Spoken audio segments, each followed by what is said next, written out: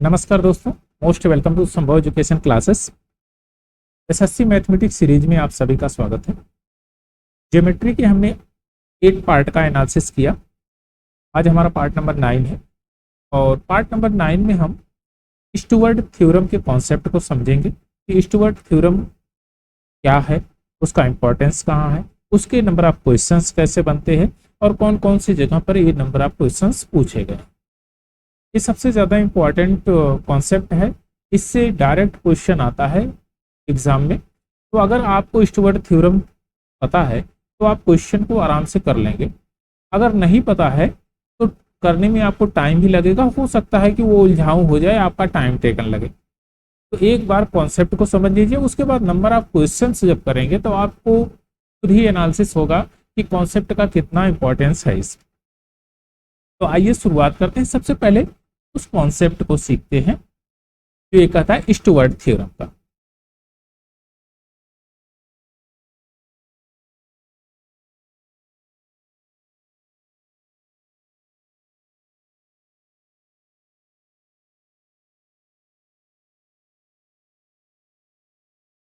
Stuart theorem Stuart theorem ये कहता है कि ट्रायंगल पे बेस है। तो एक मैं ट्रायंगल ड्रा कर लेता हूं।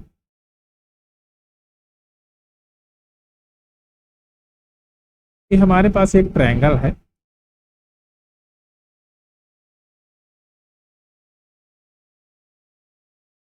ए बी सी। ए के सामने की भुजा स्मॉल ए, बी के सामने की भुजा स्मॉल बी, सी के सामने की भुजा स्मॉल सी। अगर हम सामने की भुजा से यानी सामने के वर्टेक्स से अर्थात ए से कोई परपेंडिकुलर या कोई सेकंड डालते हैं, परपेंडिकुलर नहीं कोई सेकंड डालते हैं, एक लाइन ऐसी ड्रा कीजिए जो बी सी पर पॉइंट डी पर उसको कट कर रहा है, पॉइंट डी पर उसको कट कर रहा है। ये पॉइंट डी है। अब यहां आपको जो ये कट कर रहा है बी डी और डी सी, यह एम इस टू एन के रेशियो में, एम इस टू एन के रेशियो में है, एम इस टू एन के रेशियो में है। तो आपसे पूछा गया ए डी की वैल्यू क्या है, तो आप कहेंगे ए डी हम मान लेते हैं यक्स। तो इनमें जो रिलेशन बनता है वह सी के स्क्वायर का मल्टीप्लाई एन में, बी के स्क्वायर का मल्टीप्लाई एम में, और C square N plus B square M is equal to X square A plus M N A. यही इसका कॉन्सेप्ट है। इसी को हम प्रूव करेंगे कि ये आया कहां से, और ये प्रॉपर्टी को आपको ध्यान में रखना पड़ेगा। ये सबसे अच्छी प्रॉपर्टी और इंपॉर्टेंस प्रॉपर्टी है। अगर आप ये प्रॉपर्टी आप ध्यान में रखेंगे तो चीजें आपके लिए बहुत आसान रहेगी। चलिए अब इस कॉन्सेप्ट को समझते हैं कि ये आया कहां से है, उसके बाद चीजें आपके लिए थोड़ा सा बेहतर हो जाएगी। आप ये जानते हैं कि ये हमारे पास एक ट्रायंगल है ए बी सी, जिसमें साइड्स ए बी एंड सी दिया गया है। बी सी को 2 पार्ट में डिवाइड किया है ए डी ने, जो कि एम इस टू एन के रेशियो में है। तो हमने कहा कि A D B, triangle A D B में डी को हम थीटा मान लेते हैं और इसमें यह एंगल हो जाएगा 180 माइनस थीटा। यही होगा? आप कहेंगे हाँ यही होगा, बस कोई दिक्कत नहीं। आप कहिए कि हम कोसाइन रूल लगा देते हैं, क्योंकि कोसाइन रूल आपने पढ़ा है। कोसाइन रूल क्या होता है कि कोसाइन अब थीटा की अगर वैल्यू लेते हैं कोसाइन थीटा, तो आप कहेंगे आजू बाजू के साइड का प्रोडक्ट। तो ट्रायंगल ए डी बी में, ए डी बी में हम देखते हैं, ए डी बी में देखते हैं। तो ट्रायंगल ए डी बी में देखिए तो आप ये कह सकते हैं कि एक्स का स्क्वायर प्लस एम का स्क्वायर, क्योंकि यह एडजेसेंट साइड है, इसके सामने सी है, माइनस सी का स्क्वायर अपान 2xm। यही होता है। आप कहेंगे हाँ एकदम सही है। अच्छा, मैं क्या इस फॉर्मेशन में, इसके साइड के फॉर्मेशन में इसको लिख सकता हूं? आप कहेंगे एकदम लिख सकते हैं, कोई दिक्कत नहीं है इसके साइड के फॉर्मेशन में। तो आप मैं सी स्क्वायर के बराबर कैसे लिख सकता हूं? आप कहेंगे सी स्क्वायर इज इक्वल टू, सी को हम लेफ्ट साइड ले आते हैं और यह मल्टीप्लाई होगा इसमें, तो ये राइट साइड शिफ्ट होगा, तो x square plus M square minus 2xm cos theta. I hope कि ये आपके अंडरस्टैंडिंग में है। आप कहेंगे एकदम सही है। अच्छा, अगर आपने यह टर्म समझ लिया तो ट्रायंगल ए डी सी में देख लीजिए एक बार। आप कहेंगे इनका जो cos 180 minus theta, 180 minus theta है गिवन, तो आप ये कह सकते हैं इसके एडजेसेंट साइड क्या है, X square plus N square minus B square upon twice of X N, यही तो है। आप कहेंगे हाँ। आप ये बताएं कि cos 180 minus theta is equal to क्या होता है? cos 180 minus theta is equal to, तो आप कहेंगे भाई यहाँ माइनस कॉस थीटा होता है। बस काम खत्म, आपने ये तो देख लिया। अब मैं यहीं पर इस टर्म को बी स्क्वायर के फॉर्मेशन में लिख देता हूं।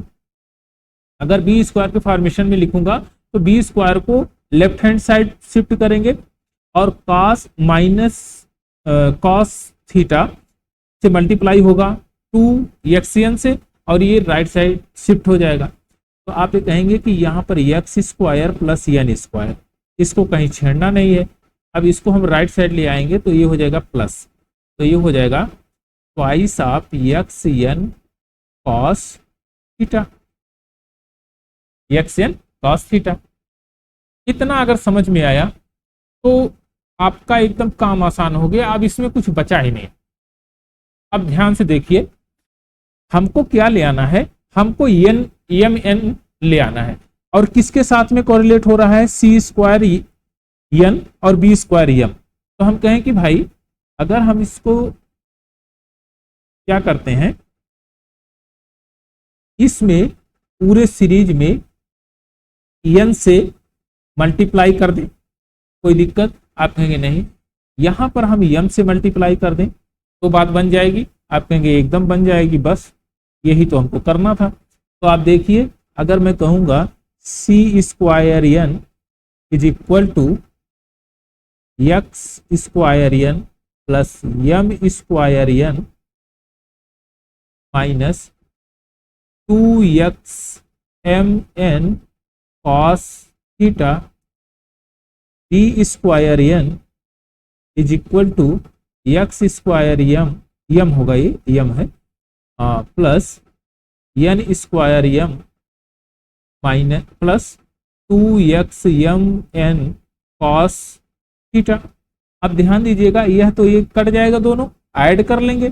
जब ऐड करेंगे इनको तो देखिए यहां पर C square N plus B square M is equal to, यहां से एक्स स्क्वायर को कॉमन ले लीजिए, यहां क्या बचेगा, एम प्लस एन बच जाएगा। दूसरे में एम एन को कॉमन ले लीजिए प्लस एम एन, यहां क्या बच जाएगा, पहले वाले से एम बचेगा, दूसरे वाले से एन बच जाएगा, बस। अच्छा, एम एन क्या है? आप कहेंगे M N is equal to A ही तो है, M plus N is equal to A है, तो बस लिखने में क्या दिक्कत? आप कहेंगे एकदम लिख देंगे हम। अब आ गया C square N plus B square M is equal to X square A plus M N N A. आपके पास ये कॉन्सेप्ट प्रूव्ड होके आ गया कि नहीं? आप कहेंगे एकदम प्रूव्ड होके आ गया, और यही तो कॉन्सेप्ट है। तो ये चीजें आपके लिए आसान हो गई। दूसरे फॉर्मेशन में भी इसको लिख सकते हैं, यक्स के फॉर्मेशन में। जैसे हम कभी हमसे पूछा गया ए डी की वैल्यू बताइए, तो आप कहेंगे कि एम एन ए को लेफ्ट हैंड साइड शिफ्ट कर दीजिए, तो आप कह सकते हैं X square is equal to C square N plus B square M minus M N A divided by A. ऐसा लिख सकते हैं? आप कहेंगे एकदम लिख सकते हैं, क्योंकि ये तो होता ही है। चलिए, ये दो प्रॉपर्टी आप विशेषकर ध्यान में रखिए, जब भी आप ऐसे क्वेश्चनों को सॉल्व करते हैं, तो इस प्रॉपर्टी को तो पक्का ध्यान में रखना है। अच्छा, एक दो तीन बार आप प्रूव करने का प्रयास करेंगे तो आपके प्रॉपर्टी रटने की जरूरत नहीं होगी, वो कॉन्सेप्चुअल बैठ जाएगा। अच्छा, अब एक स्पेशल केस देखते हैं, इसी का ही स्पेशल केस है।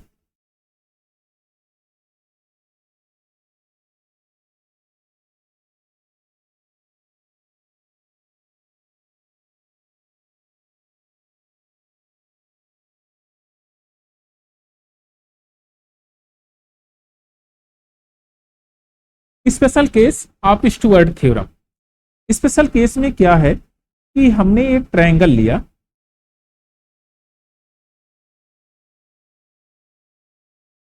हमने एक ट्रायंगल ए ले लिया, ए बी सी, सामने की भुजा ए स्मॉल ए सी है और ये बी। ठीक है, वर्टेक्स से सामने की भुजा पर एक हमने सेकेंड डाला जो डी पॉइंट डी पर काट रहा है, और यह m इस टू एन के फॉर्मेशन में है। लेकिन यहां पर हमने कहा कि यह ट्रायंगल समद्विबाहु त्रिभुज है, यानी आइसोसेलेस ट्रायंगल है। कौन सा ट्रायंगल है? आइसोसेलेस ट्रायंगल है। आइसोसेलेस ट्रायंगल में आप ये कह सकते हैं कि C is equal to B, यानी समद्विबाहु त्रिभुज है।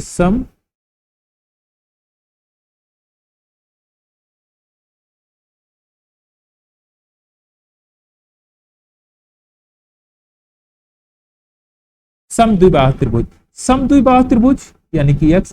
तो आप ये कह सकते हैं कि अगर मैं C के बराबर B लिख दूं कोई दिक्कत? आप कहेंगे एकदम दिक्कत नहीं है, बस आप लिख सकते हैं, क्योंकि अगर हमने कहा ए बी बराबर ए सी है तो मैं कहूंगा कि यह B के बराबर है। आप कहेंगे ठीक है, कोई दिक्कत नहीं, आप इसको लिख सकते हैं, बस आपका काम हो गया। अब देखिए प्रॉपर्टी क्या आएगी।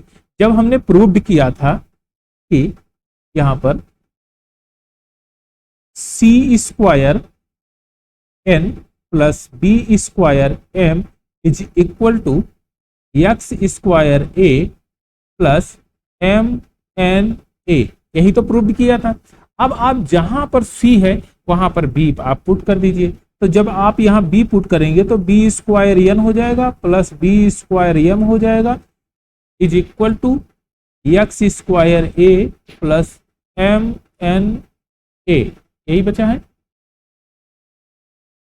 अब देखिए यहां से बी स्क्वायर को कॉमन ले लेते हैं तो एम प्लस एन बचेगा, और यहां से हमने ए को कॉमन ले लिया तो यहां पर बचेगा क्या? X square plus M N, यही तो बच जाएगा। आप कहेंगे हाँ, तो आप ये बताइए एम एन ए के बराबर है कि नहीं? आप कहेंगे हाँ, ये एम प्लस एन ए के बराबर है। हाँ, तो इसको हम क्या करते हैं, इधर से ए कैंसिल आउट, तो B square is equal to X square plus M N. ये प्रॉपर्टी आपको ध्यान में रखनी है, ये सबसे बेस्ट प्रॉपर्टी, स्पेशल रूल है। अब इस प्रॉपर्टी को कुछ इस तरह से भी लिख सकते हैं, X square is equal to B square minus M N, इस तरह से भी आप इसको लिख सकते हैं। तो ये दो प्रॉपर्टी को आप विशेष ध्यान में रखिए। ये आइसोसेलेस ट्रायंगल अगर है तो यहाँ पर ये कंडीशन फॉलो होगी। चलिए क्वेश्चनों पर एनालिसिस करते हैं जो हमने स्टुअर्ट थ्योरम को समझा है, और दोनों केस को, जो स्पेशल केस है और स्पेशल केस का ये क्वेश्चन है। इसमें कहता है in the given figure if A B is equal to A C is equal to 8 centimetre, B C is equal to 11 centimetre, B D is equal to 7 centimetre, तो A D की value आपको बतानी है। तो आप ये जान रहे हैं कि बी सी कितना गिवन है 11, तो ये 4 हो जाएगा कि नहीं? आप स्पेशल केस को जैसे ही रिमाइंडर करेंगे तो x square is equal to B square minus M N, यही तो होता है। बस बी इज इक्वल टू 8 दिया ही है तो 8 9 64 64 हो जाएगा, माइनस एम एन क्या है 7 और 4 है, 7 चौक 28 28, हटा देंगे 8 6 14 और ये हो जाएगा 36। एक्स की वैल्यू क्या हो जाएगी 6 है कहीं पर। ऑप्शन नंबर ए आपका करेक्ट आंसर। चलिए थोड़ा सा और आगे बढ़ते हैं, क्वेश्चन नंबर 21 लेते हैं। देखिए क्वेश्चन ये 21, इससे पहले एक कॉन्सेप्ट भी समझते हैं, उसके बाद इस क्वेश्चन को करते हैं। इंटीरियर एंगल बाइसेक्टर थ्योरम, बहुत बेहतरीन थ्योरम है ये।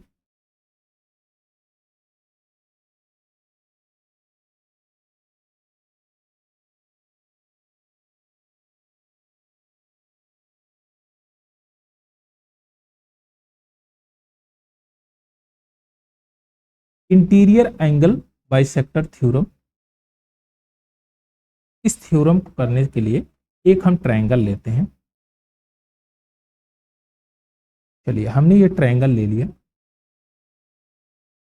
अब इसको देखिए, इसमें ये कह रहा है कि ये हमारा ट्रायंगल ए बी सी है और इसकी जो साइड्स हैं वह ए और ए सी है और ये बी है। बी के सामने जितने आपके वर्टेक्स हैं उनके सामने स्मॉल में हमने स्मॉल लेटर में उनकी साइड्स को डिनोट किया है। अब कह रहा है इंटीरियर एंगल बाइसेक्टर यानी कि अंतःकोण विभाजक का है। तो आप एक ने कहा वर्टेक्स से हमने सामने की भुजा पर एक सेकेंड डाला जो डी पर काटता है, बीसी को पॉइंट डी पर काटता है, और ये सेकेंड क्या है, एंगल ए का एंगुलर बाइसेक्टर है। यह थीटा है तो यह भी थीटा है, ये थीटा है तो यह भी थीटा है। तो अब देखिए अगर ये थीटा है ये थीटा है तो आप ये कह सकते हैं कि यह एंगुलर बाइसेक्टर है, और हमको यही निकालना है कि इंटीरियर एंगल बाइसेक्टर थ्योरम का। अब इसकी प्रॉपर्टी क्या होती है उसको भी समझते हैं। इसकी प्रॉपर्टी जो होती है A B by A C is equal to B D by D C. अगर किसी भी त्रिभुज में वर्टेक्स से सामने की भुजा पर कोई सेकेंड डाला गया और वर्टेक्स पे बने हुए एंगल का एंगुलर बाइसेक्टर है वो सेकेंड, तो उन दोनों साइडों का रेशियो जो अपोजिट साइड है जिसको सेकेंड ने डिवाइड किया है उन्हीं के रेशियो में वह होगा। अर्थात A B by A C is equal to B D by D C. तो आप ये कह सकते हैं ये सी इज टू बी के रेशियो में होगा, सी इज टू बी के रेशियो में होगा। इसी प्रॉपर्टी को हमको प्रूव्ड करना है। इसको दो तीन तरीके से कर सकते हैं। पहला तरीका देखते हैं, उसके बाद दूसरा देखेंगे। चलिए अब इसमें कहता है कि हमको इसको प्रूव्ड करना है।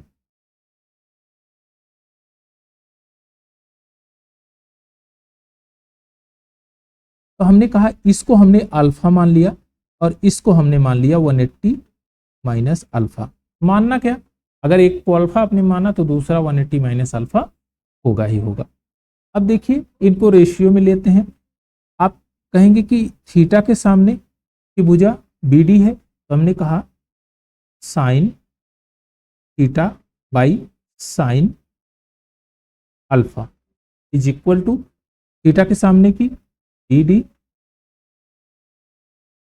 और ये अल्फा के सामने की भुजा सी बी, ए बी है ए बी। इसी प्रकार से sine theta upon sine 180 minus theta is equal to theta के सामने की डी सी अपान ये हो जाएगा ए सी, यही है। अब ध्यान दीजिएगा कि 180 माइनस थीटा नहीं होगा, सॉरी ये अल्फा है ना, ये अल्फा है, यहां पर अल्फा लिखिए। 180 माइनस अल्फा क्या होता है, आप कहेंगे कि ये साइन अल्फा होगा, तो आप यहां डायरेक्ट लिख सकते हैं कि नहीं, साइन अल्फा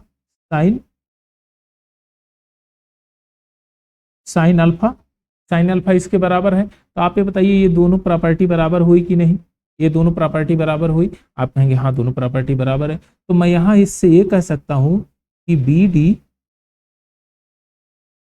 बटे ए बी बराबर है कितना, इसके डी सी बटे ए सी के। तो यहां से मैं इसको पक्षांतर करूंगा, क्रॉस मल्टीप्लाई करूंगा, तो मैं कह सकता हूं कि ए सी बाई, चलिए इसको मैं इधर ले जाता हूं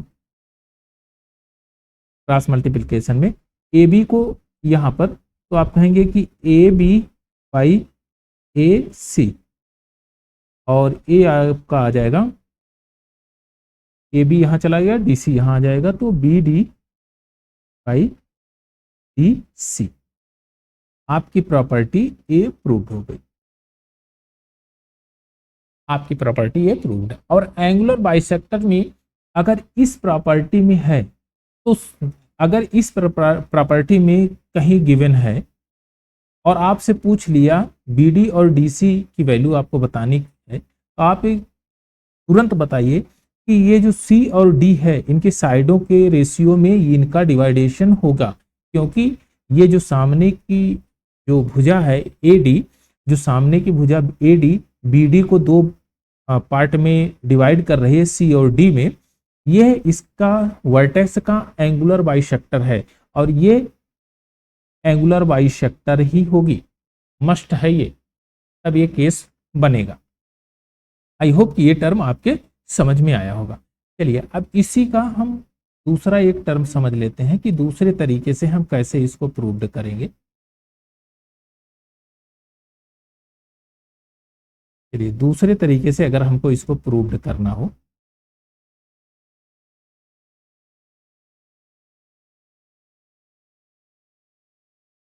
थोड़ा सा मैं इसको ट्रायंगल को छोटा करता हूं ताकि आपके समझ में आए वो चीज।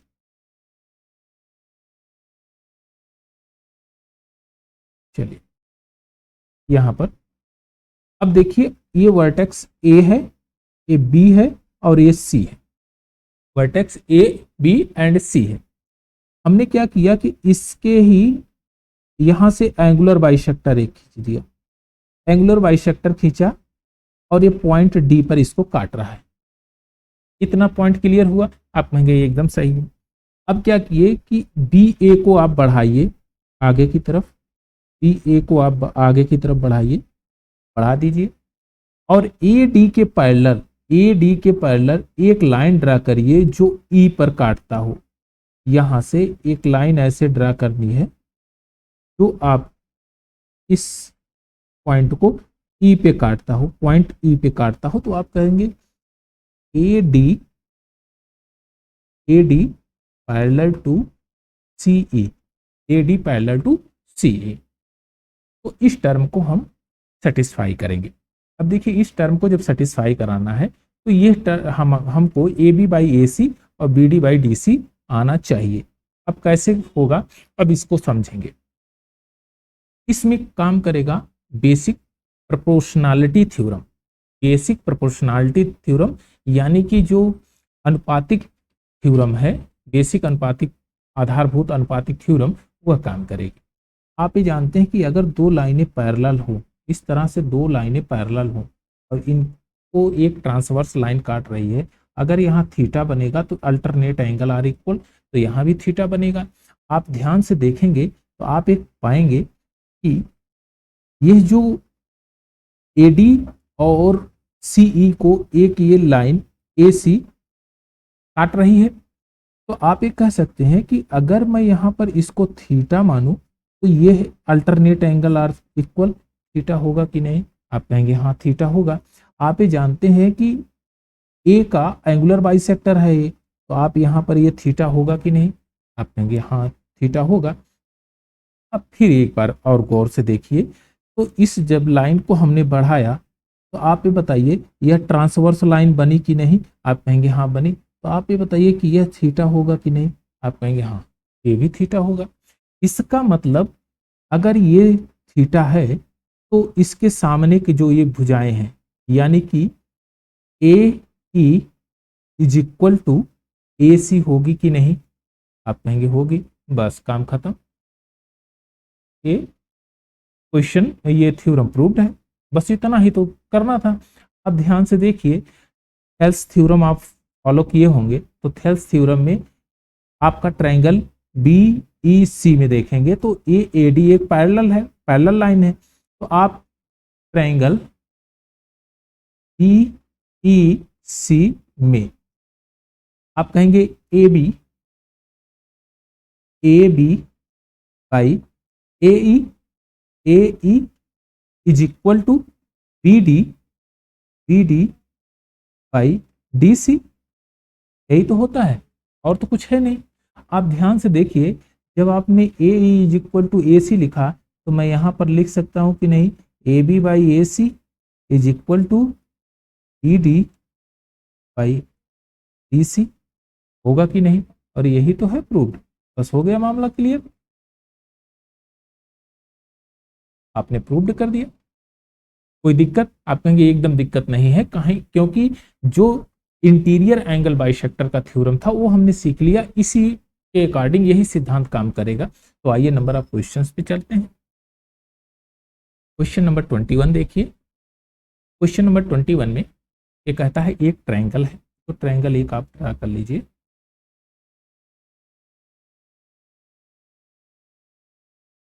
एक आपने ये ट्रायंगल ड्रा कर लिया। चलिए, अब क्या किया कि ए बी सी ये ट्रायंगल है, ए बी बराबर A C, A B and C, A B बराबर ए सी है। कोई दिक्कत? आप कहेंगे एकदम नहीं। अच्छा, अब कह रहा है कि डी बी सी पर एक बिंदु है, डी बी सी पर एक बिंदु है। हम मान लिया हमने। बी डी 5 सेंटीमीटर है, ये 5 सेंटीमीटर है। ए बी 12 सेंटीमीटर है, ए बी यह 12 सेंटीमीटर है। ए डी 8 सेंटीमीटर है, ए डी ए 8 सेंटीमीटर है, ए डी 8 सेंटीमीटर है। और क्या कहा है? सी डी की लंबाई बतानी है, इसकी लंबाई बतानी है। आप ध्यान दीजिएगा, ये आइसोसेलेस ट्रायंगल है। अगर ये आइसोसेलेस है तो इसका मतलब यह भी 12 होगा। कहेंगे हाँ 12 होगा, बस आपका काम हो गया। आप ध्यान से देखेंगे कि हमको इस टर्म में मिला हुआ है, तो हम क्या करेंगे, x square is equal to B square minus M N के फॉर्मेशन में रख देते हैं, हमारा काम निकल जाएगा। आप ध्यान से देखिए, एक्स स्क्वायर क्या है 64, 12 बी की वैल्यू है 12 बराबर 144 144 माइनस एम क्या है 5 है, एन हमको मालूम नहीं है और एन का ही हमको पता लगाना है। तो देखिए, जब 64 ये सर ये करेंगे तो 8 6 14 80 आ जाएगा, माइनस 80 माइनस 5 एन, इसको काटेंगे 16 25 80, तो एन की वैल्यू कितनी आ गई 16, तो ये हो जाएगा 16। ऑप्शन नंबर बी आपका करेक्ट आंसर हो जाएगा। चलिए नेक्स्ट क्वेश्चन लेते हैं। क्वेश्चन नंबर 22, इसमें कहता है कि ट्रायंगल ए बी सी एक ट्रायंगल है, हमारे पास A B and C. Triangle A B C में एंगल ए बाइसेक्टर किस पे मिलता है, बी सी पे मिलता है पॉइंट डी पर। एंगल ए का बाइसेक्टर पॉइंट डी पर बी सी को कट करता है, ठीक है। ए बी 15 सेंटीमीटर है, ए 15 सेंटीमीटर है। ए सी 15 सेंटीमीटर है, यह भी 15 सेंटीमीटर है, ठीक है। ए सी 13 नहीं, ये तो थोड़ा मिस्टेक होगा, क्योंकि ए बी 15 सेंटीमीटर और ए सी 13 सेंटीमीटर, ए सी 13 होगा ये, यहाँ पर ए 13 सेंटीमीटर और बी सी 14 सेंटीमीटर है, बी सी 14 सेंटीमीटर है। तो डी सी की वैल्यू बतानी है, इसकी वैल्यू बतानी है, एक्स की वैल्यू बतानी है। चलिए डी सी की वैल्यू बतानी है। अब ध्यान से देखिए, जैसे ही हमने कहा कि भाई बेसिक प्रोपोर्शनैलिटी वाला थ्योरम है, इन इस ट्रायंगल में एंगुलर बाइसेक्टर का थ्योरम काम करेगा। अभी जस्ट आपने सीखा भी है। तो ये जो बी सी किस रेशियो में डिवाइड होगा, तो आप कहेंगे 15:13 के रेशियो में डिवाइड होगा, 15:13 के रेशियो में डिवाइड होगा। तो डीसी की वैल्यू क्या आएगी, आप कहेंगे बीसी कितना है आपका 14 है, तो डीसी कितना आएगा, कहेंगे 14/15 + 13 28 × 13, तो 14 × 28 6.5 सेंटीमीटर। तो है कहीं पर ऑप्शन नंबर सी आपका करेक्ट आंसर है 6.5 सेंटीमीटर। चलें थोड़ा सा और आगे बढ़ते हैं। क्वेश्चन नंबर 23 लीजिए। देखिए क्वेश्चन नंबर 23 में कहता है कि आपको एक ट्रायंगल गिवन है in the given figure AP bisector of BAC if AB is equal to 4 centimetre, ये 4 सेंटीमीटर है, ठीक है। AC is equal to 6 centimetre, BP 3 centimetre, BP 3 centimetre है। तो CP इसकी वैल्यू आपको बतानी है। तो आप कहेंगे कि ये बेसिक प्रोपोर्शनैलिटी वाला थ्योरम, एंगल बाइसेक्टर थ्योरम इसमें काम कर रहा है। तो आप कहेंगे AB by AC is equal to BP by PC, तो 4/6 इज इक्वल टू 3/x, 2 3 3 त्रिक 9, x by x is equal to 9/2, तो 4.5 है कहीं पर। ऑप्शन नंबर बी आपका करेक्ट आंसर है, x is equal to 4.5 centimetre. चलिए नेक्स्ट क्वेश्चन लेते हैं। Question number 24। क्वेश्चन नंबर 24 देखिए, बहुत अच्छा क्वेश्चन है। इसमें कहता है कि ट्रायंगल ABC में की रेखा BC पर एक बिंदु है। तो मैं इस ट्रायंगल को ड्रा कर देता हूं। ABC ट्रायंगल ABC में D is a point on BC, ठीक है, यह हमने पॉइंट D कर दिया। AB by AC is equal to BD by DC, ठीक है।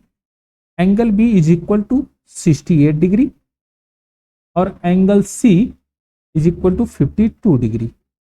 अच्छा, यहां पर D पॉइंट है, तो कह रहा है BAD की वैल्यू बतानी है। BAD यहां पर इसकी वैल्यू बतानी है, थीटा की वैल्यू बतानी है। अरे भाई, ये तो सीधे एंगुलर बाइसेक्टर थ्योरम का सिद्धांत से एकदम डायरेक्ट बता रहा है। ये तभी संभव है जब ये सामने का वर्टेक्स से डाला गया सेकेंड उस वर्टेक्स को 2 बराबर भागों में बांटता हो, यानी कि वो एंगुलर बाइसेक्टर थ्योरम है। आप ये जानते हैं कि जब इनको हम जोड़ेंगे तो आ जाएगा 6 5 11 यानी कि 10 120, यानी angle B plus angle C is equal to 120। तो angle A is equal to 60 degree, तो एंगल A का हाफ है ये, तो आप कहेंगे 60, तो angle BAD is equal to 30 degree होगा कि नहीं, इसका हाफ है, तो theta is equal to 30 degree. ये तो सीधे निकल रहा है। ऑप्शन नंबर बी आपका करेक्ट आंसर है। तो सिद्धांत जो कॉन्सेप्ट है उनको समझना बहुत ज्यादा जरूरी है। अगर यह कॉन्सेप्ट आपके समझ में आएगा तो बस आराम से क्वेश्चन सॉल्व हो जाएगा। चलिए एक और क्वेश्चन लेते हैं। Question number 25। क्वेश्चन नंबर 25 देखिए, सिन कुछ करना नहीं है, सिद्धांत के ऊपर रख देना है, इसको फिल्मा देना है। एक ट्रायंगल है, इन ए ट्रायंगल ABC, इसमें कहता ABC in a triangle ABC AD is a bisector of angle A, AD is a bisector of angle A, angle A का A बाइसेक्टर है, ठीक है। मीट BC पर मिलता है एट पॉइंट D। BC कौन सा है, A है। BC is equal to A, CA is equal to B और AB is equal to C, ठीक है, स्मॉल c, ठीक है। देन PD माइनस DC आपको फाइंड आउट करना है। तो कुछ नहीं करना, बस सिद्धांत जो आपने पढ़ा उसी को फॉलो कर देना है। आप भी बताइए कि BD और DC किस रेशियो में डिवाइड होंगे, तो आप कहेंगे C/B के रेशियो में डिवाइड होगा। यह तो हमने पहले सिद्धांत प्रूव किया था।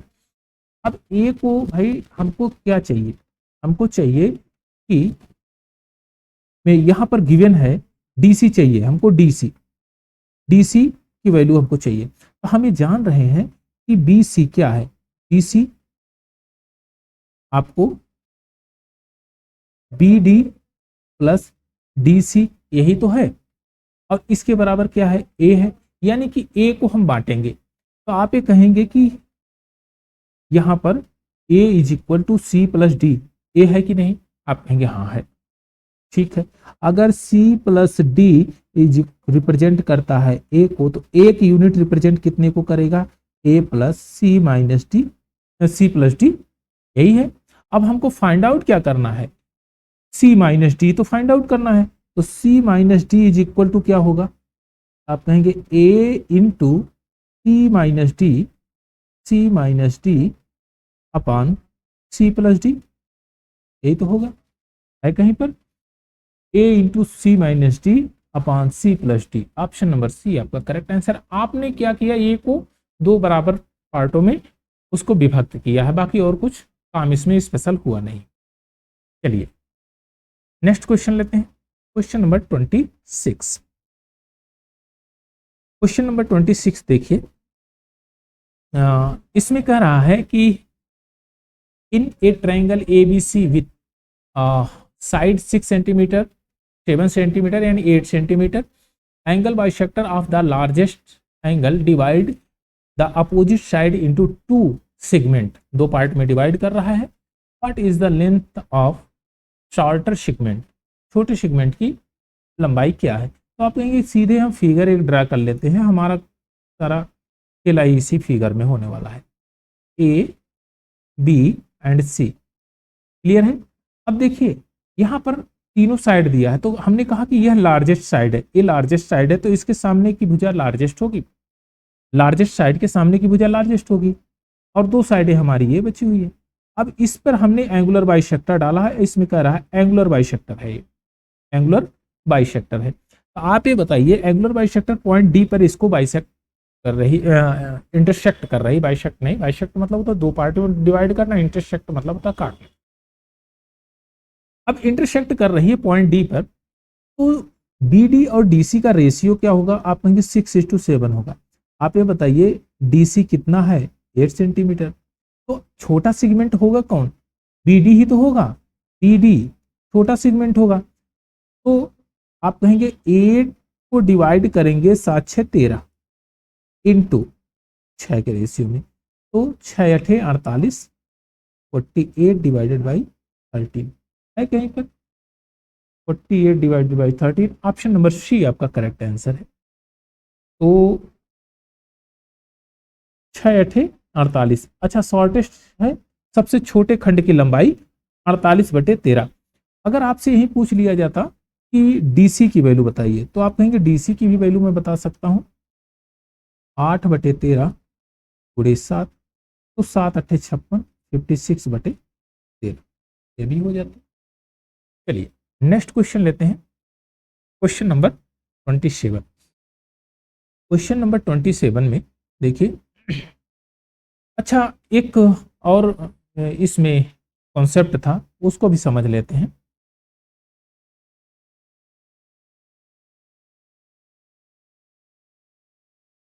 चलिए अगर आपके पास एक ट्रायंगल है गिवन,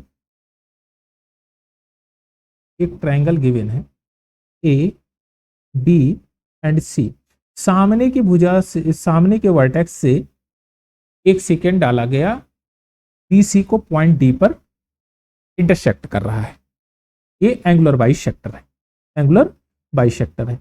और यह है एक्स, ये है आपका सी, और यहाँ पर बी है, और ये लेंथ है आपकी ए, ये लेंथ है आपकी ए, और ए को दो पार्ट में डिवाइड किया गया, यम और यन, यम और यन में दो पार्ट में ये डिवाइड है, 1 यम इज टू यन में। तो यक्स की वैल्यू, यक्स स्क्वायर की जो वैल्यू होगी वो है C B minus M N होगी, C B minus M N होगी। आप ध्यान दीजिएगा जो ये एंगल होगा इसके एडजेसेंट साइड का प्रोडक्ट, अगर यहीं पर आप ये कहते कि एक तो हमने ये भी कॉन्सेप्ट सीखा था कि भाई अगर यह साइड ए बी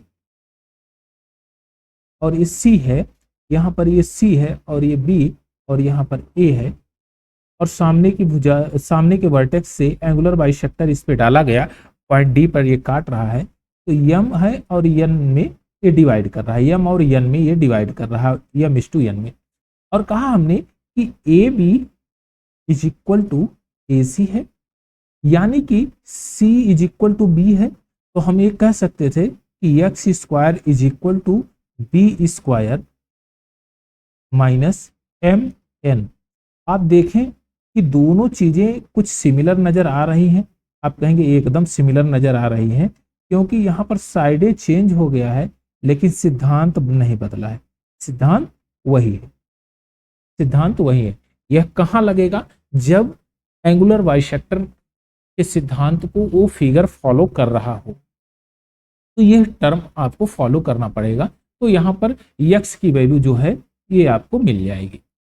चलिए अब इसी पर एक क्वेश्चन है, इसको सॉल्व करते हैं। देखिए दिए गए फिगर में A B C, A B 16 centimetre, A B 16 है और ए सी आपका 12 है, ठीक है। बी सी आपका 21 है। तो ए डी की वैल्यू बतानी, ई एक्स की वैल्यू बतानी है।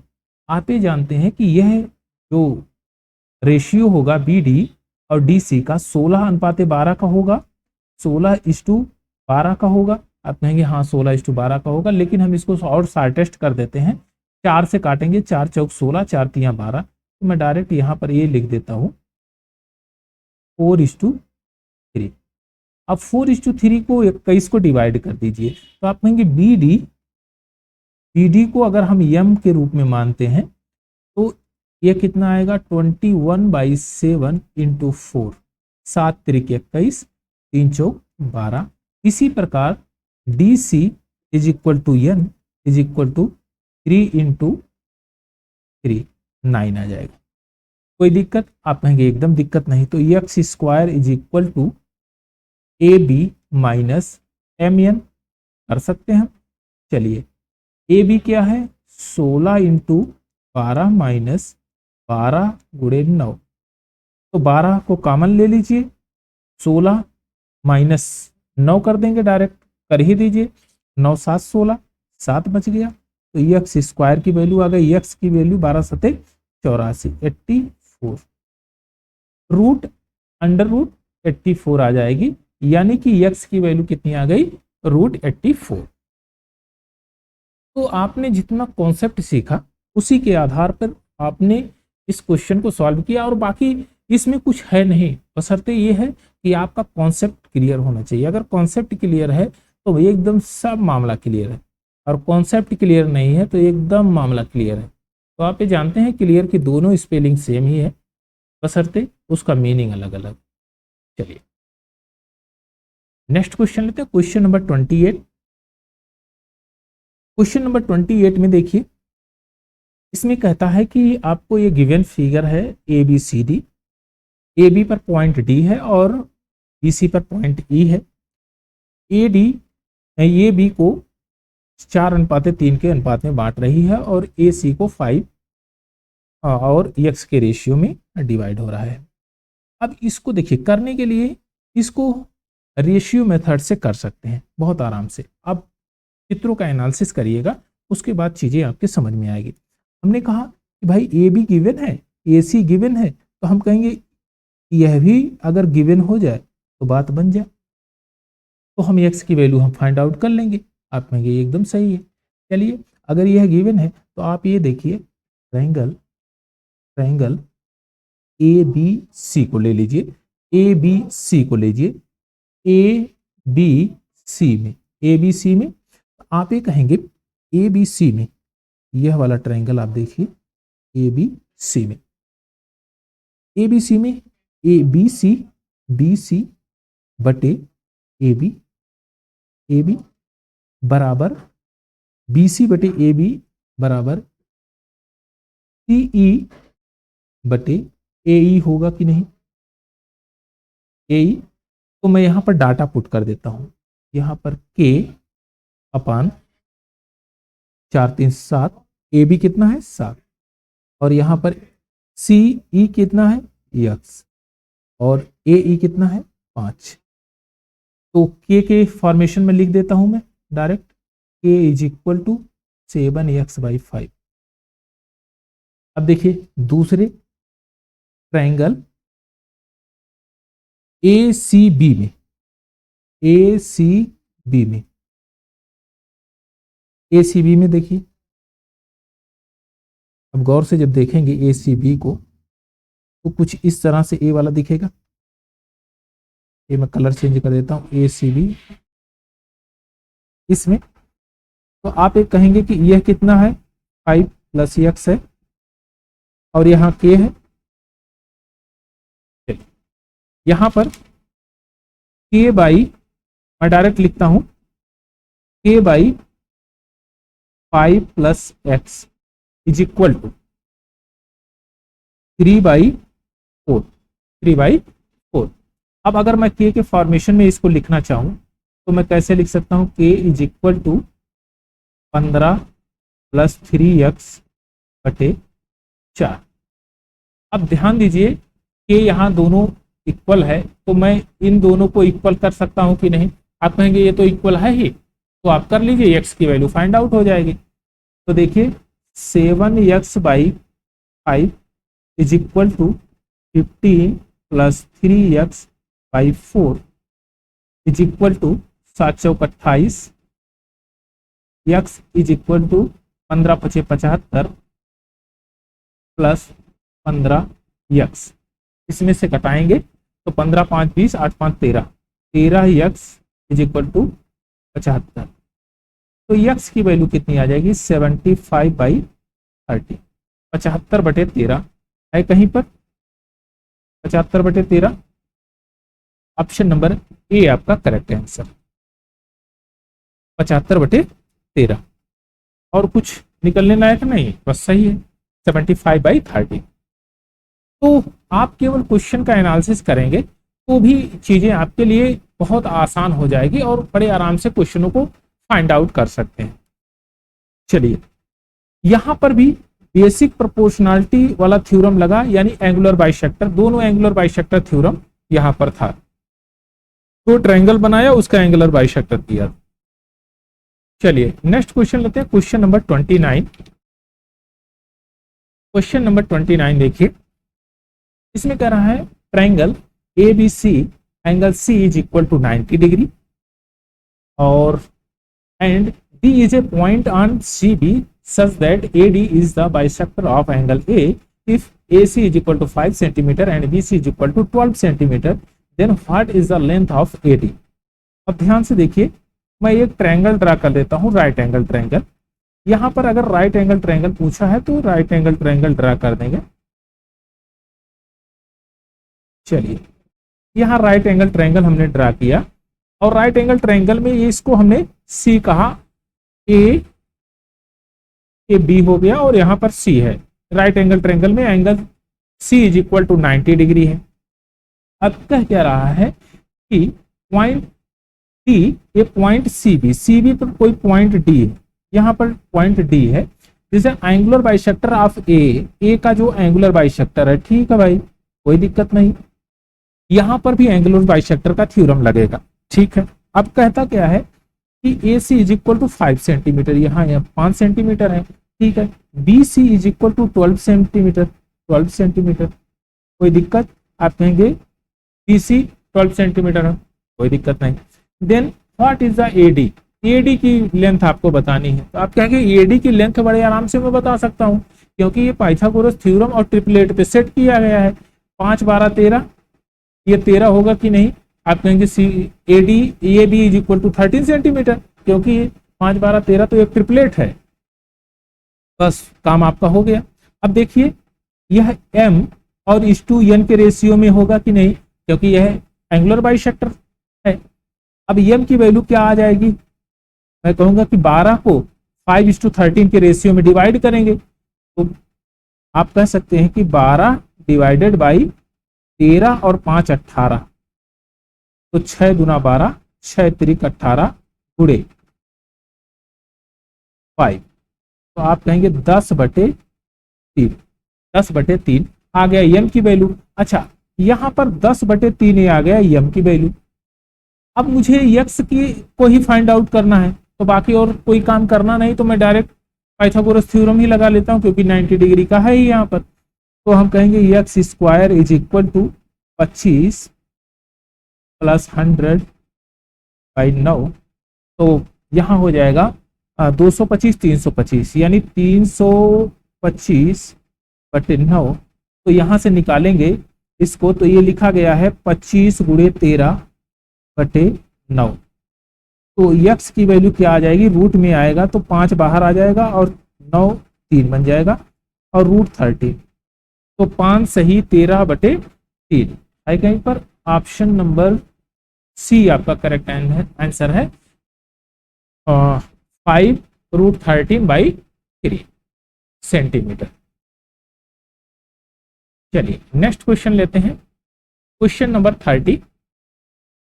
क्वेश्चन नंबर 30 बहुत अच्छा क्वेश्चन है और ये एंगुलर बाइसेक्टर पे ही बेस्ड है, लेकिन थोड़ा सा लॉजिकल है और है कुछ नहीं, बशर्ते आप जितना सिद्धांत आप समझे हैं उसी को फॉलो करते जाइए, क्वेश्चन बड़े आराम से लग जाएगा। इसमें कहता है इन ट्रायंगल ABC